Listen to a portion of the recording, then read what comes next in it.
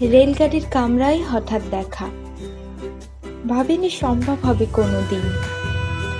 আগে ওকে বারবার দেখেছি লাল রঙের শাড়িতে, ডালিম ফুলের মতো রাঙা।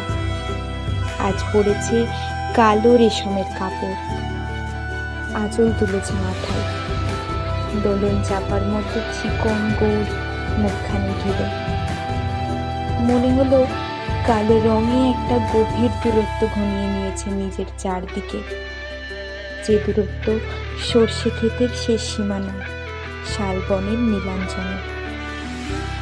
থমকে গেল আমার সমস্ত মনটা। চেনা লোককে দেখলেন অচেনার গাম্ভীর্যে। হঠাৎ খবরের কাগজ ফেলে দিয়ে আমাকে করলে নমস্কার। সমাজবিধির পথ গেল খুলে। আলাপ করলেন শুরু, কেমন আছো, কেমন চলছে সংসার ইত্যাদি।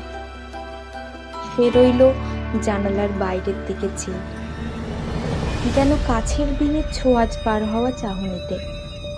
দিলে অত্যন্ত ছোট দু একটা জবাব, কোনোটা বা দিলেই না। বুঝিয়ে দিলে হাতের অস্থিরতায়, কেন এসব কথা, এর চেয়ে অনেক ভালো চুপ করে থাকা। আমি ছিলাম অন্য বেঞ্চিতে, ওর সাথীদের সঙ্গে। একসময়ে আঙুল নেড়ে জানালে কাছে আসতে, মনে হলো কম সাহস নয়। বসলুম ওর এক বেঞ্চিতে। গাড়ির আওয়াজের আড়ালে বললুম মৃদু স্বরে, কিছু মনে করো না, সময় কোথায় সময় নষ্ট করবার। আমাকে নামতে হবে পরের স্টেশনে, দূরে যাবে তুমি।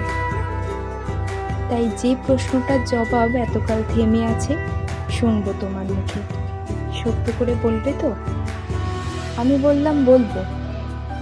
বাইরের আকাশের দিকে তাকিয়েই শুধেল, আমাদের গেছে যেদিন, একেবারেই কি গেছে? কিছুই কি নেই বাকি?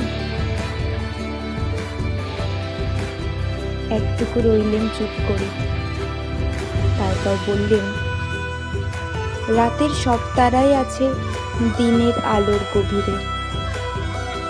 খটকা লাগলো, কি যেন বানিয়ে বললেন নাকি। ও বললে, থাক এখন, যাও ওদিকে। সবাই নেমে গেল পরের স্টেশনে, আমি চললাম একা।